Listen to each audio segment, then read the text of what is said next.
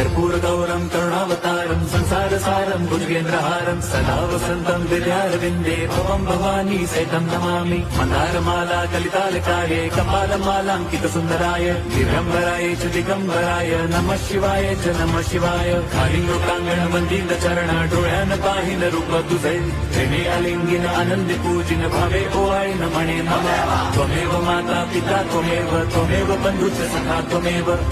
विद्या द्रविणं